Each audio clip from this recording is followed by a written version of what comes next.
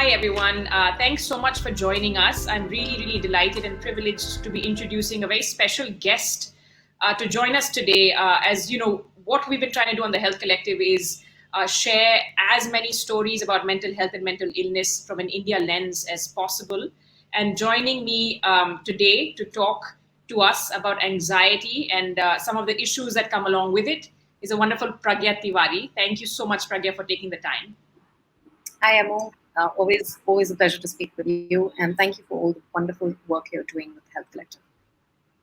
I really appreciate that you are taking the time out. And we just were talking about something that a lot of people take for granted is that when you're a public figure and you're used to being outspoken, as you are, I think even your most ardent critics would say that you have that down pat. We sometimes take for granted that we will address whatever's going on in our lives, or that we'll be able to talk about things quite openly. Can you help me contextualize this conversation? Because I just discovered this is the first time you're actually going to be talking about having anxiety or learning that you had anxiety and what that means.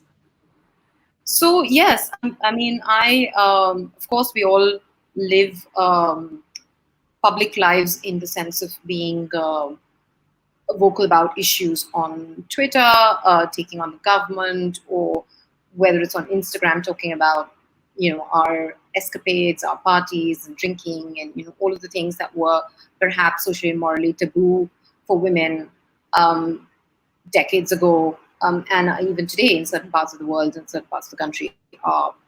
So one just sort of assumes that women like myself, who have a fair degree of financial independence and education and privilege, etc., class privilege, caste privilege, etc., will be able to really get away with saying anything. And even so, like you said, this is the first time I am speaking about this to anybody outside of my absolute immediate circle of friends and family.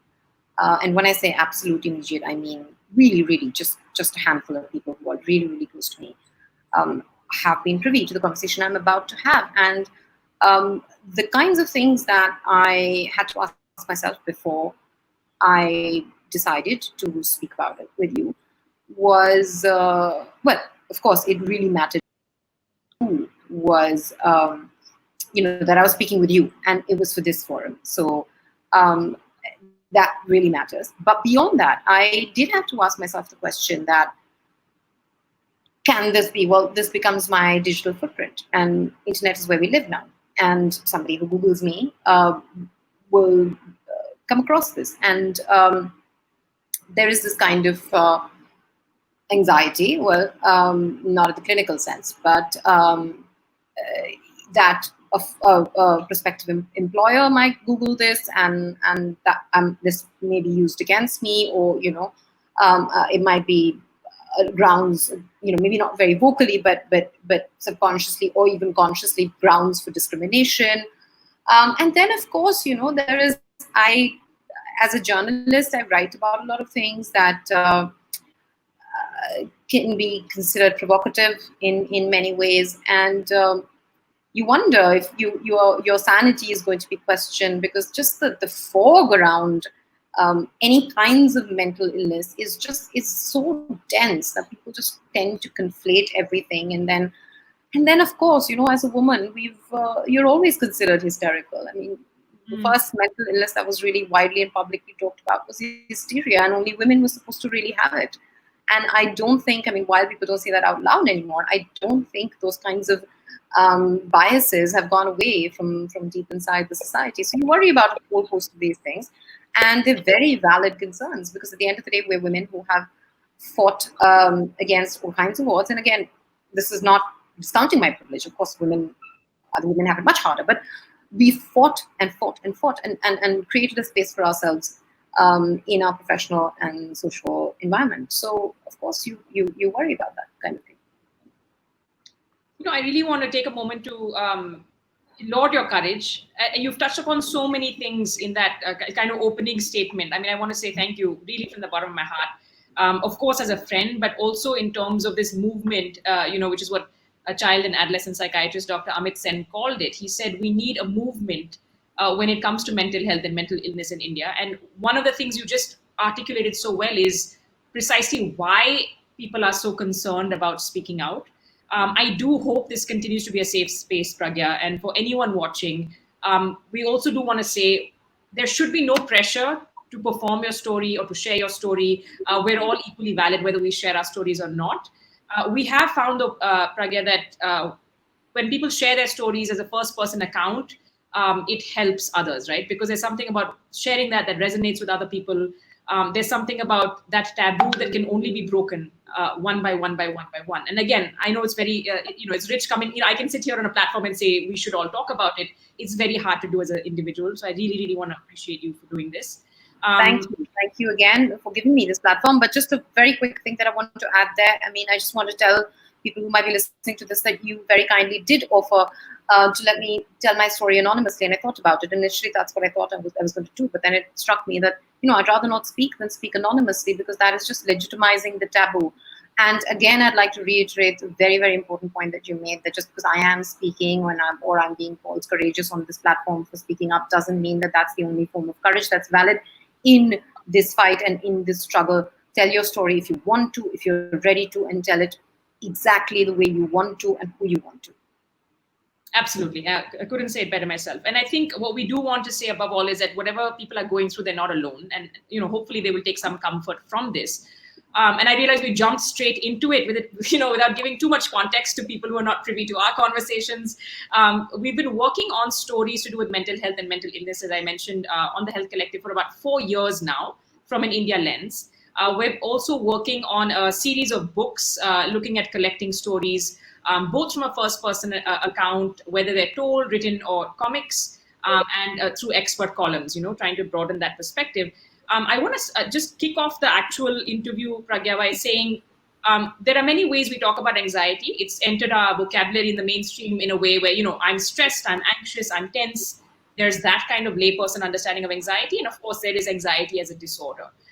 Let me ask you, when you first discovered that you had anxiety, how did you learn that you had it, and what was that journey like? So a quick background, and some of what I might say, or all of what I might say, as a prelude to this might sound slightly immodest, but I think that it is important contextually. I was always a sort of overperforming child. I have to say that I was very lucky to grow up in an environment where there was actually no pressure on me. My parents were sort of like, why do you even go to school? I mean, you can just study at home. They were really chilled people. They didn't really care about what marks I got, what grade I got. And it's odd when a child growing up in that environment, an only child growing up in that environment, feels the need to. I mean, I was a class topper. I topped every semester, every class. I was the best person in dance school. I was really good at sports. And that's just who I was. I did a billion things growing up. And then when I went to college, I was studying law, but I also wanted to be a journalist, but I also wanted to be in theater. And I was just constantly doing a million things, doing them well, and, relatively well. And it took me a very, very long time to realize the impulses that drive me to be constantly working, constantly doing more and more and more of my time are actually a form of anxiety. And it's a sort of positive manifestation of anxiety because, again, growing up in an environment where there were no expectations attached to these things, it wasn't as if I was being driven by the fear of failure or the fear of, trying to prove myself. It was just something that came from inside me, which compelled me to just constantly do a million things. And I didn't see it as anxiety. I didn't see it as a form of an anxiety disorder. And I always performed the best under pressure, and I made sure I was always under pressure. I mean, I couldn't take a second off. There were early manifestations, and I think the only negative manifestation I remember of anxiety growing up was a little bit of separation anxiety. I would get very anxious when my father was away.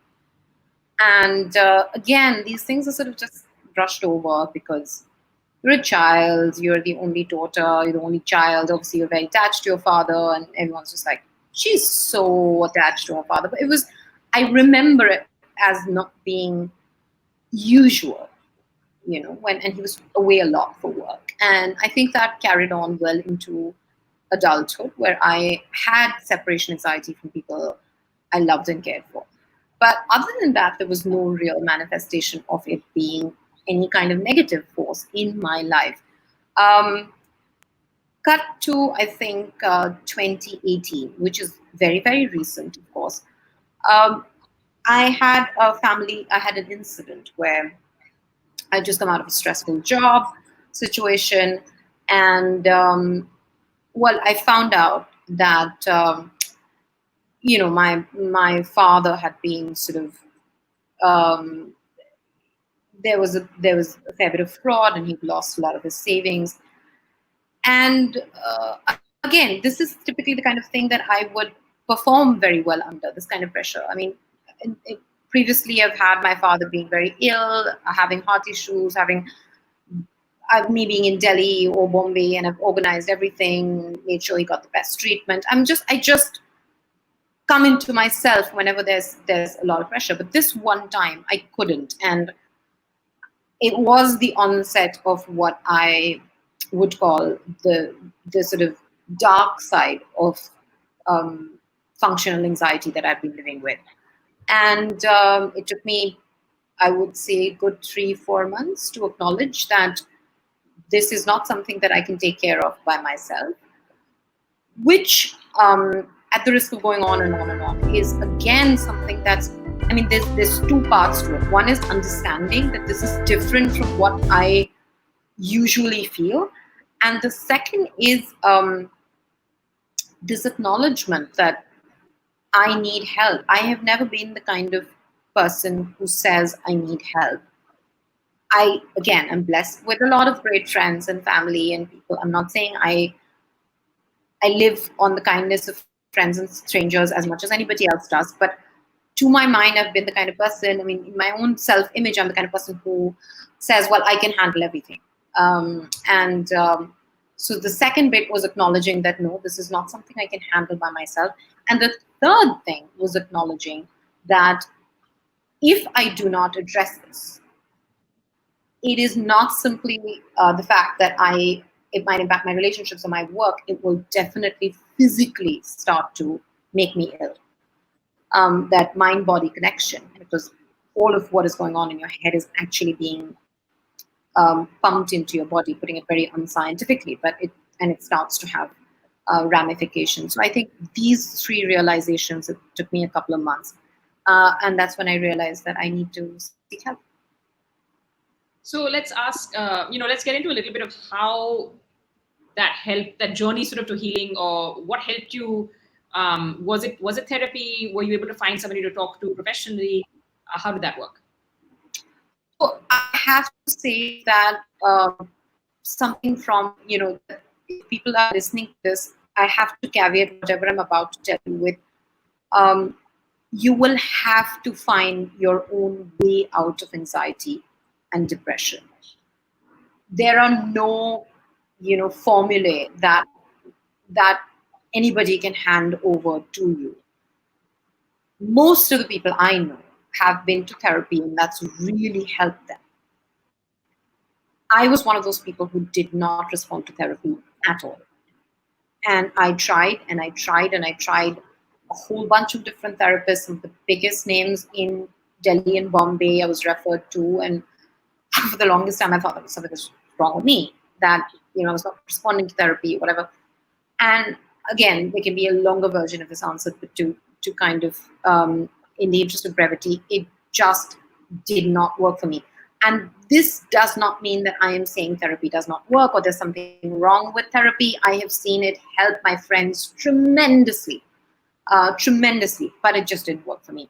So the key here, and the reason why I am saying this out loud, is that if something that works for everybody else does not work for you, it's really important that you don't begin to think that there's something wrong with you, or this is incurable, or you have to cut your losses and move on to the next thing. And the next thing for me was medication, which I was super resistant about. I mean, at the end of the day, my only real capital in life, we all come from middle class backgrounds, and the only real capital in life that I have is my brain, and you are terrified. And the kind of line of work I'm in is, in the end, that's all I use. So you're terrified of taking anything that you feel could be altering your brain in any way.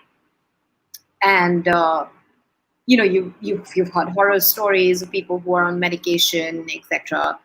Um, and then again, I went to a couple of different psychiatrists, and whatever was prescribed to me, I basically went off it within a week. It just wasn't working for me. I was resistant. I was terrified. And then I found that the person who made the most sense and understood me the best was my GP, because he was also sort of a friend and a family friend. And I finally went on the medication that he prescribed to me, which were very low doses, and I was on medication for about 6 months. And yes, that helped me enormously. It did not make me lose my faculties in any way, did not make me a zombie. Psychiatric drugs have come a long way from what they used to be. But yes, it's important to find a doctor who will pay attention, who will understand who you are and work with you, so that the kind of dosage and the medication you're being given is exactly for you, and sort of helps you to pick yourself up and get you out of the situation, rather than freezes you in a comfortable numbness in that situation. And I think that distinction is really important. And yes, if anything, I perform. I mean, I'm much more functional than I ever was. So if you want to try it, it is definitely. I know there's still so much resistance when it comes to medication, but it's not worth. It's not worth what you're losing in the bargain. I mean, one of the important points is just demystifying how it works. So thank you for that. And of course, like Pragya said, this isn't prescriptive. There's no one size fits all. None of this is meant to tell you how to live your life. We are hoping that hearing multiple stories or multiple points of view will help, anyone listening, anyone reading this later, realize that they're not alone, that there are people who are qualified to help. But Pragya, just to come back to, when we talk about anxiety disorders, there was an estimate, I think it was the National Mental Health Survey, that said in India, 3%, upwards of 3% of people would have diagnosable anxiety disorders. That's a huge number when we look at, what that means in terms of millions and hundreds of millions of people, right? But we still, it's only been a couple of years, I think, that in the mainstream media or in the mainstream, and again, very privileged, upper middle class, English speaking sort of ilakas, that we've been talking about anxiety and depression, in everyday conversation almost. What is it like to, what is it, I mean, one is, what does it feel like to have anxiety, and how difficult was it for you? Because it doesn't sound like it's a conversation, that you could easily have also with other people, right? I mean, that environment isn't just, it's not there yet in India. So, what does it feel like? It really feels like it depends. Again, everybody has different kinds of manifestations of anxiety, and I would encourage you to. There are wonderful books out there that have been written. So, the blogs. There's just a lot of help available online. So read other people's accounts of anxiety. Maybe you won't relate with mine. Maybe you relate with somebody else's. But for me, it was really like the most extreme and primitive form of fight syndrome, where it felt like constantly being suspended from the edge of a cliff. And again, I'm somebody who has a fair degree of mental control. So it was like the feeling was physical. I mean, if I had a conversation with my mind, nothing was wrong, but physically I felt ill. And this is something a lot of people don't realize about both depression and anxiety, that they often actually manifest themselves equally, if not more, as physical symptoms than just mental symptoms. And that was happening a lot to me. And it was just a terrible feeling in the pit of your stomach, of feeling constantly nervous and dread, and full of dread and fear, and paralyzed by it. And again, because I'm a highly functional person, I could push through, but it meant that all of my energy was simply consumed by putting up facade of enjoying the things that I actually enjoy, which is maybe having a conversation like this, or doing my work, or writing, or going out with friends. So I don't know if that's even halfway articulate, because this is really not easy to describe as an experience. But that's what roughly it felt like. And the second part of your question is, the worst part about it is not now when I am sort of in control of the situation and I'm talking about it. I think the most difficult part of it is being able to explain what you're experiencing when you're going through it. Because again, like Amrita said in the beginning, things like anxiety or depression, there's such big part of just parlance, right? When we're like stressed about the case tomorrow, I'm stressed about the meeting tomorrow. And um, even your loved ones, even though they really love you and adore you and support you, sometimes are like, what's the big deal? Like, calm down. And you have to understand that most people in day to day life are going through a lot of stress, going through a lot of, you know, um, tumult in their own way. So you suddenly find yourself very alone, despite the fact that you have friends and you have people who you can talk to.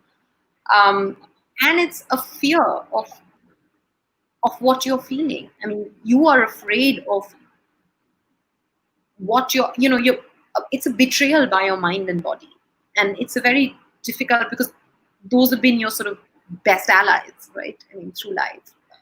And that feeling is very difficult to deal with. So it's weird, but anxiety and depression bring along a lot of other emotions that are also negative and toxic that you have to deal with. So yeah, it's a sort of perfect storm, but one that you can definitely get out of. Such a walk in the park.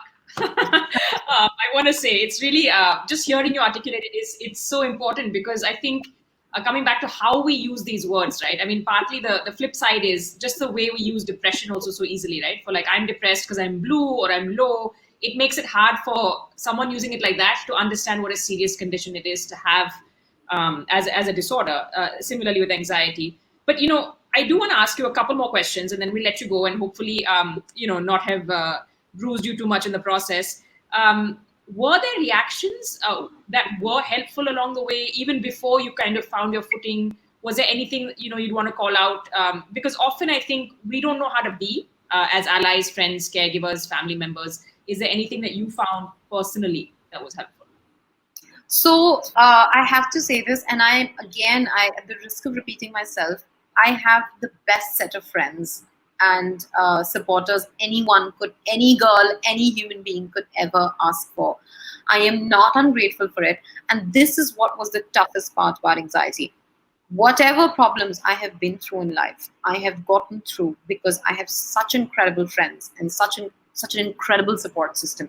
This was the first time that support system failed me, and not because of any fault of theirs. I mean, every single friend of mine who knows about this or knew about this tried to help me in whatever way they could. But somehow, and I'm fortunate that I got to the point where I realized that this one time I am going to have to find the solutions myself. I cannot outsource them. So everything that people were telling me, somebody would come and say that, you just need to stop. I heard this a lot. I work a lot. And almost all people close to me, and I really hope that if they're listening to this, they understand that I'm saying this with all the love for them. But almost everybody in my life was like, you just need to cut back work and you'll be fine. And I was horrified by that suggestion. I am nothing but my work. So that was just really, well, not true, not nothing but my work, but it's really big part of my life. Then there were people who said things like, you need to do more yoga, you need to do more this, you need to do meditation, and you need to find natural ways of doing this. And obviously they all meant well. I mean, these sound like this sounds like perfectly reasonable advice, but what happens when you're going through anxiety is all of these inputs make you more anxious, because you're suddenly like, oh, I should be doing this, I should be doing that. And somewhere you're constantly feeling, you cannot help but feel that this is something you have brought on to yourself, you have done this to yourself. And it's not true. You have not done this to yourself any more than you could give yourself. Of course you can prevent things and you can treat things, but it's like any other illness. You can't give yourself cancer. You cannot give yourself tuberculosis. That's not what you do.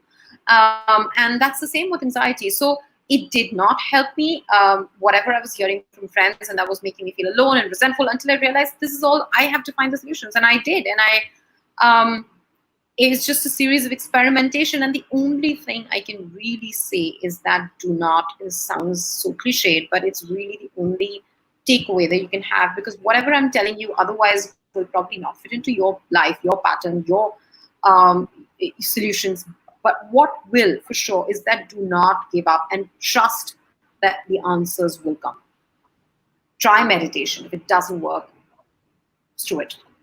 Try therapy. Maybe dancing will work. Maybe whatever works, but just work with yourself and take the help of medication if you need to. And I'm saying this again because people very close to me said things to me like, I know somebody who started taking medication and she never got off it, or he never got off it and went crazy, and she was a vegetable and she drank with her medication, so she died very early.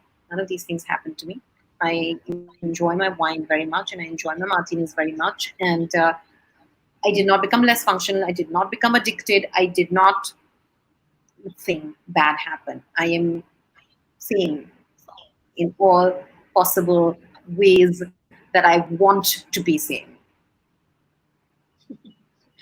There's so many things I want to pick from that, but I will come back to you for some of those. I really love how responsible you're being also with your while you're sharing this story. I think it's so easy to presume that what we go through, will apply to someone else. So I want to say I really appreciate that. Um, right now, what we're living through, and at the risk of dating this interview, we are going through a completely unprecedented crisis, a year where I've been told in an interview that if people are not feeling anxious, they're not paying attention. This was Professor Steve Jordan's, who has a short course actually called Mind Control on how to deal with, what's going on with anxiety and COVID-19. One of the things that, I also hear from your story is it's so hard to deal with precisely because you feel you're the only one going through it, right? Do you think it would have been helpful to know, maybe my name, maybe my story, to know of other people who were struggling but finding their own feet, finding their own way? Absolutely. I mean, and I sought that out. It's so funny, but having gone through it, I suddenly began to see things I hadn't seen before, in the sense that I began to see friends of mine who probably had underlying anxiety or depressive disorders who were not addressing it. And I made up my mind that, once I'm through with this, I am going to bring it up with them, and I did.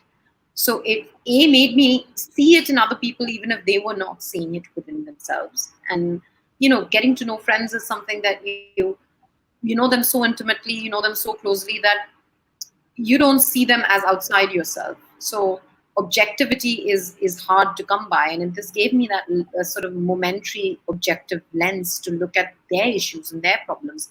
So that was one thing. But it's also really important now. It isn't difficult to find accounts of anxiety or people talking about it. I mean, like Amrita said, like we've been saying, that it's not very common, but it's not also uncommon to come across some kind of resource for it. But I think you have to find what speaks to you. And a lot of accounts I read did not make sense to me. I think everything is very particular and peculiar, as well as very generalized. So it's important to kind of keep reading and keep looking for stuff till it starts to make sense to you. And it's the same thing that I was saying earlier in terms of finding the cure or finding the management process. You just have to find what works for you, and you have to trust that there are so many possibilities and so many tools available to you. The whole world is your oyster. I mean, it's not just meditation and therapy. It's a billion things out there. You don't know what's going to help you with something well. And once it does, again, this sounds very cliched, and I'm really not for, I'm a fairly cynical person, but there is a before and after. There is so much that you don't realize that you've been storing in your body and storing in your mind, that gets flushed in the process of flushing out anxiety, that you're born again. So if this feels like the end of the world, then it is, but it's the end of a world you don't want to be in. So has it been, how has this year been for you? Because it's a year where, all of a sudden everyone is talking about anxiety. And there's a very clear link between what we're seeing going through, and we're able to make sense of it in a way that might not be possible in such a era defining year. How have you been? How are you feeling? So it's interesting because, like you said, this is obviously you have to be anxious in this moment. I mean, some people have it worse than others, but I mean, it's as close to doomsday as we've seen as a civilization, I suppose. But so obviously there are triggers, and for people who have a GAD, which someone like me who's lived with it, of course, feel the triggers maybe a little bit more.